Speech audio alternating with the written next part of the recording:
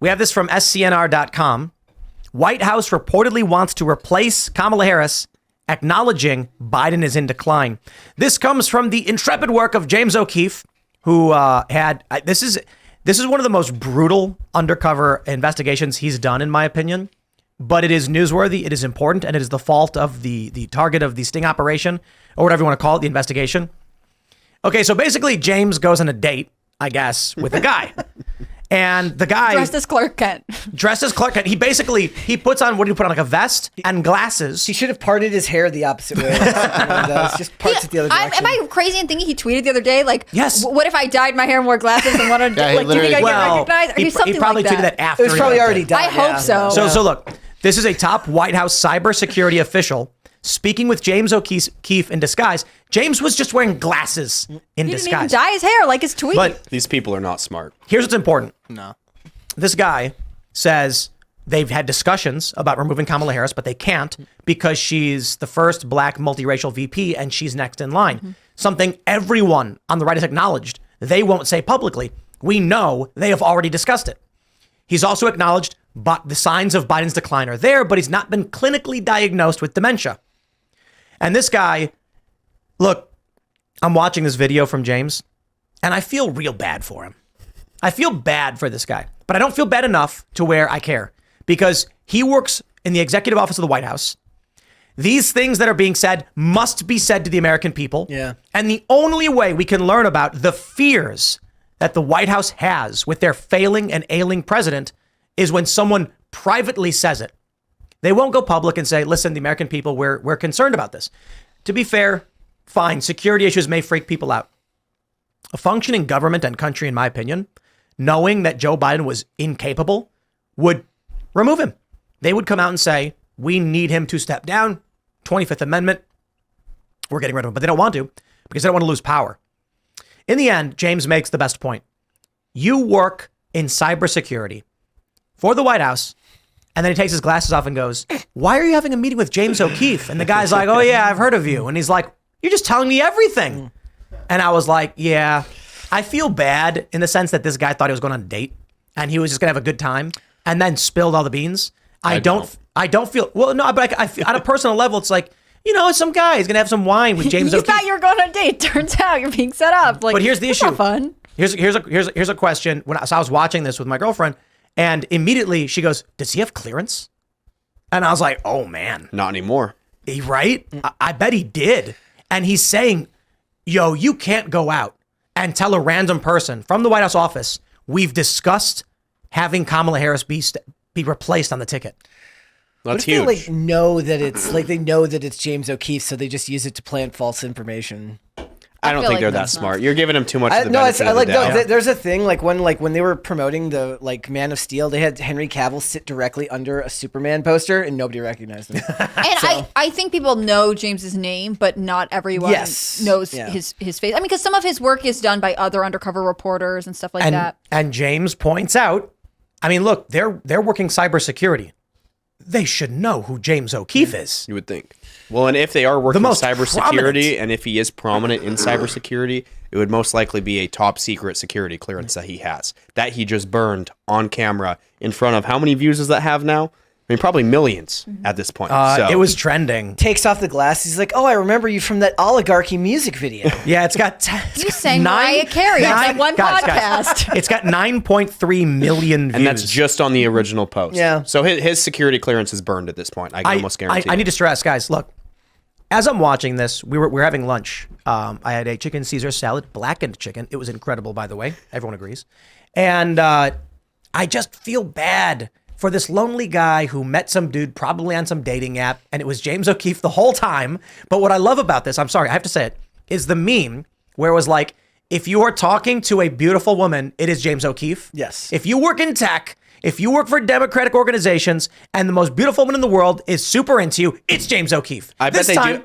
This time, it was literally James O'Keefe. I bet it's a super like that they get too. It's like not just a normal like, but they hit him with a super like. The star pops up and everything, makes him feel all giddy inside. Then they go on the date and just get absolutely burned on a national level. I think this needs to be stressed, though.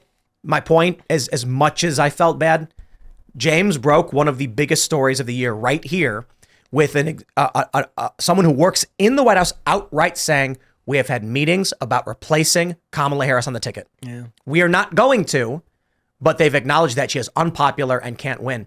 That is massive scoop that James O'Keefe got by doing this. But there's the party of unity and coming together. Yes. It's just crazy to me that the Democratic president can't pull this off. I mean, it's nice to have confirmation for a thing I think everyone suspected, but really, hopefully this is a video that you play to anyone who's moderate or left in your life and say, this is from your own camp. This is someone who actively supports Biden. They work in his White House, and they're saying the VP and president are frayed at best, and also no one likes this VP, and also we think he has dementia. This is your strong leadership for the nation right now. Is this what you want? I feel like you could, but at the same time, a lot of these people are so disillusioned. They'll take like the Mark Cuban stance of like, you edit your videos. Like this has to be edited. Yeah. It's deep fake. It's AI, something along those lines. That's the frustrating thing about AI and like all the deepfake stuff is that it just makes it easier for all kinds of people to deny the truth. And in this case, I think there are people who would not trust James O'Keefe just out of personal bias, right? They don't trust anything he does. But the Biden administration can't hide the fact that they are in a rough position. I mean, when we talk about Biden's health, they delay releasing his physical every year later and later. And I swear that doctor who signs it must just be sort of like lying. He's just conducting it on himself. He's just like, well, he's holding the stethoscope up he's to like, his own last year, this was the thing. Like when the last one came out, there's a specific line about Biden's gait, and people will say it's like a dementia shuffle. There's a sign that this is what's happening. And he was like, yes, his gait has stiffened, but really not that much, and it's actually fine. And this is the thing that they do over and over again. Like, we acknowledge that you might be seeing something, but you're insane for thinking it's worth anything. But it's actually a good thing. Yeah. You're acting crazy. He started shuffling because the weight of the far-right extremists are just bearing him down, and how dare you question him? I do appreciate, look, like there's a bit of confirmation bias that I think everybody has. Like the idea of pointing out there's edits in this video, that's actually a good instinct to have for everyone. You should apply that same logic to the people who make content that you agree with as well. You should be looking for the where the video starts, where the video ends. Are there cuts in here? Is there something that's being removed? It's just that it seems most people can only seem to apply that when they already disagree with the point. They're not willing to look critically at the stuff they agree with in the same way. And I think that you open yourself up to a lot more information if you're willing to do that. The other big scoop here, which may not apply to today, but is very relevant, is that he said, I had a meeting with Michelle Obama, an intern. He said, someone asked her, he said, when I was an intern, someone asked her, will you ever run for office? And she said, no, emphatically no. I've seen all the ish my husband has had to go through, and it does not interest me. So many people have pointed out Michelle Obama does not want to run. Mm-hmm. He said Biden will be the nominee. Kamala Harris will be the VP on the ticket, and that's what they will play. And it's just kind of like, maybe this guy did know who James was the whole time. And they're baiting him because, Biden can't win. I understand that we were saying this in 2020. So I will gladly say, knock on wood, you never know what's going to happen. But at the time, Biden actually was winning in the polls, and we were in disbelief the polls could be right. And I think we were mostly correct. The polls were not right. And due to very clever, what would we call it? Shadow campaigning is what Time Magazine called it. Mm-hmm. Joe Biden wins the presidency, as how I'll describe it. Shadow campaign. I think right now, when Ian is talking about how his parents are like, man, this migrant crisis is crazy. I'm like, Biden's losing the normies. Mm-hmm. How are they going to maintain the facade? Well, I even have like what I would consider normies within my family, my extended family. Whenever I'm, around, they're asking me about this because they're seeing some of my reporting or they're seeing what's going on with the border. And that's always what they want to talk about is the border, because that's what they find the most interest in. And, they talk about, how are our tax-paying dollars going towards this? And it genuinely makes them mad. Right. So when I see this happen over and over again, whenever I'm at family events, and I'm like, okay, so people that usually don't pay attention to politics or usually don't even follow my work within my family are now noticing. So the noticing is high nowadays, I would say. I think part of it is that people feel the economic pressure. I mean, no one thinks Biden has done a good job on the economy. If you talk to normal people, things are tough. And so to hear on top of that not only do we send money abroad, but also when we spend money domestically, it's actually on people who are not here legally. It must be infuriating. I mean, that's the conversation everyone's going to have with themselves right now. Is like, is this working? And Trump's strongest thing has always been immigration, and it's never been something Biden can handle. So real quick, just on the other story about the migrants at the airport, I've got some photos sent to me that are a little bit clearer, but they're just screenshots. He is definitely wearing a brown round. Yeah, you can clearly see it. And his insignia on his arm is a drill sergeant insignia, it would appear. So no idea what that means. But that would imply this is not National Guard.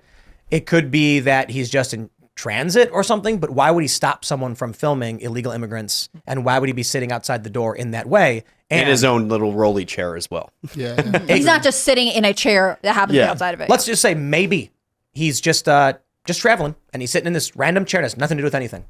And decided to stop the guy from filming just because. No idea. I mean, I could understand if you thought someone was filming you being like, hey, stop. But in this case, it doesn't seem like he is just sort of waiting for a flight. It seems like this is an intentional place that he is lingering. Yeah, when I'm in the airport, I don't care if people are filming either. So I actually have had a few situations where, you have some Karens come up to you as you're filming these illegal immigrants, and they'll try and stop you. And it's always hilarious because, my cameraman, poor Juan, he tries to be nice with them. And I just immediately flip the switch and it's like, get out of my face. But I say it a lot more angry. And then they immediately kind of shut down and they can't even fathom that you're telling them to just leave you alone so I can do my job. Yeah. But if I'm just a random dude in the airport and I see somebody filming, I'm not going to go up to you, especially if you're filming something that's totally unrelated to you. And maybe you're in the background of it. I'm not saying anything. I learned something very important about these protesters from owning a cat. So, you get these protesters, they come up to get in your face when you're trying to film and they're just trying to obstruct you. And so whenever my cat comes up to me and is, being annoying, whatever, I just blow on them. Mm-hmm. You just blow on them and they go away. And there you go. When the protesters come up to you, start blowing in their face and stop, what are you doing? And they try to hold their hand in front of your camera or whatever, you just blow on them. They'll go away. Actually, I'm kidding. Don't do that. I don't know what the legality is of blowing on. I think you'd be fine. How are you going to prove that I was blowing on you? I was breathing. I was exhaling. I took a big breath in, A strong exhale. You were close enough to feel my breath on your face. You're too close. Being filmed? Yeah. You pull the camera out and he's like, I'm out. If Bucko's annoying you, you just pull up the camera and he immediately goes away. Yeah, but in the video that we saw from Daily Caller, it's wild that people are like, stop. I just got to say, these people are evil. Look, you go to a Trump rally, walk around with the camera, and you've done it. And what happens? They crowd around in excitement and say, ooh, look at me. I want to talk about why I care about America. And here's what I want to do. And here's everything I believe in. They have nothing to hide. I stand by these things. Yeah. And then you go to the left and they're like, quick, shut them down. People are going to find out what we're really up to. Well, it's just like at protests that turn into riots. They will not allow filming at all because they know what is going on is illegal and they want it to remain hidden. So, well, it's not just that it's illegal. They know that if the public finds out what they're doing, that they will lose public support. Yep. So there's a lot of memes about this, but this is what I experienced with Occupy Wall Street. There's a famous video where Occupy Wall Street put this video out, and it's a cop swinging his baton violently at people, and they made the baton turn into a lightsaber. Very smart. And they were like, it was a double layer psyop. The idea was a cop attacked protesters. We're going to make fun of him. Everyone shared the video. So people start sharing this video of the cop with the baton going, vroom, vroom, and they're like, ha, ha, ha. What they don't show you is the cop got attacked first by Occupy Wall Street protesters, rioters at that point, knocking down a barricade and then knocking his hat off and shoving him. And then he starts pushing with the baton, then swings.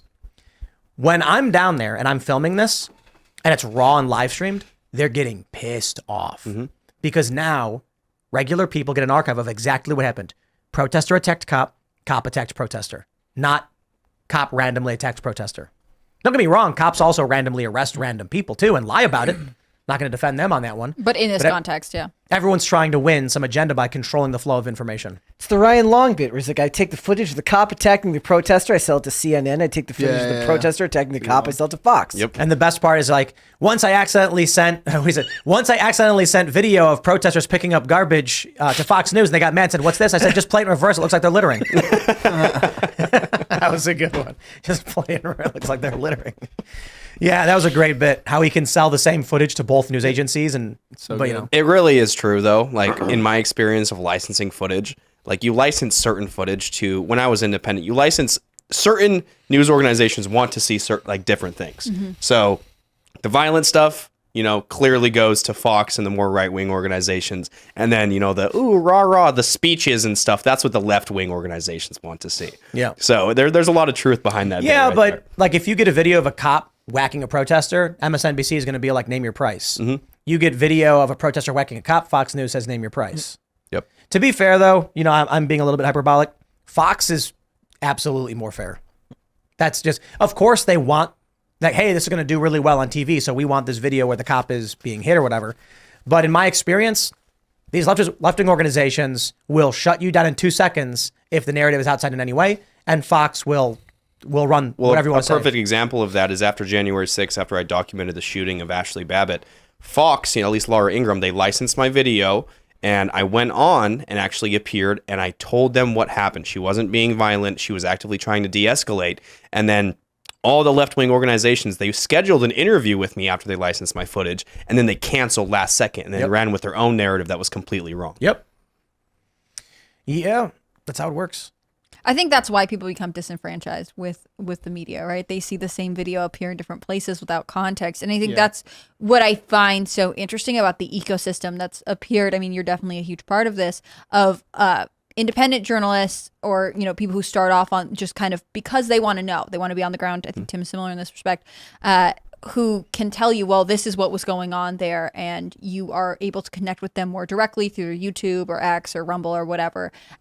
You are more likely to believe the person who has built themselves up than the person who is just sort of suddenly appearing under the brand name mainstream media logo and saying, no, don't question anything, I have it right. Yep. Hence why mainstream media is dying at rates we've never seen before. And digital media, at least independent digital media, is growing at rates that we've also never seen before. Shout out to Tenet Media.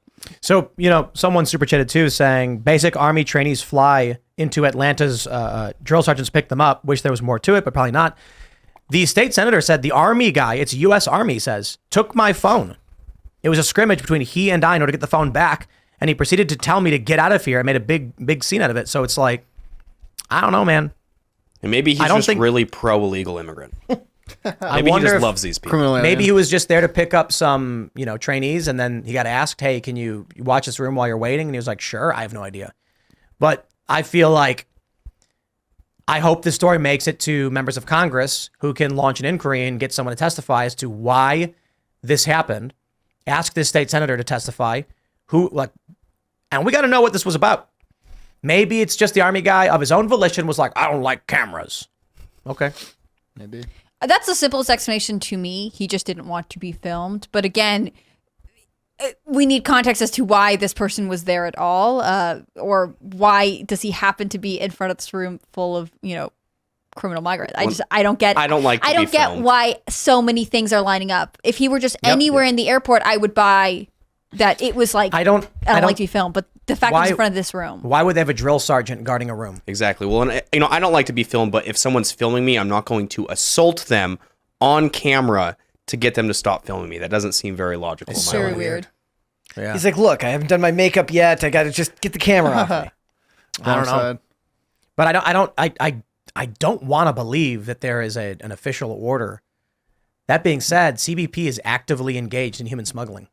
Mm-hmm. It wouldn't be surprising at this point. It really wouldn't be. Mm-hmm. With the root of corruption and the root of cartel and NGO money flowing around, because it is a lot more. I mean, the NGO that I was at with San Antonio PD, their federal funding, I think it went from 10 million to like 70 million year by year. So the amount that they're getting and then the amount that they're basically hiding and straight up laundering is insane, and it grows year by year. So this is huge money for anybody involved. Dude, I think that's like the big thing that shakes a lot of people that are like the old school classic Democrats do, is when you tell them and you explain how much money they're getting and how much just going nowhere. This may be a substantially larger scandal than we yet realize. I will stress, maybe it is a lot of nothing. But we got a super chat. And this is from, let me see, here we go. Let's see, which one was I just reading? This one's big, so I want to make sure I get it right. BQ says, Tim, to be honest, it looks like a group going to boot camp. I was stuck in an unmarked room at an airport until my flight was ready. However, they were volunteers from a group called Team Libertad, which boasts helping migrants travel on social media. I think the pieces line up pretty perfectly that criminal aliens are being trained to join the armed forces.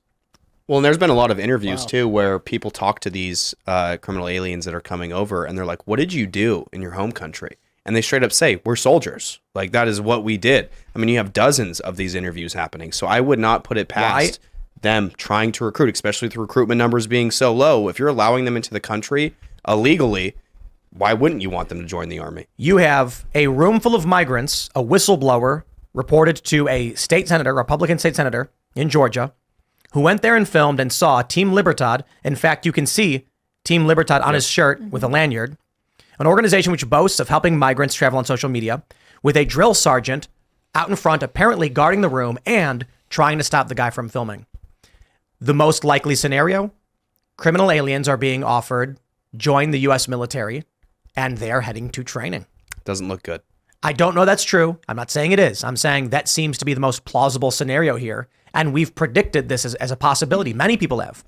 That U.S. military numbers, recruitment numbers are way down.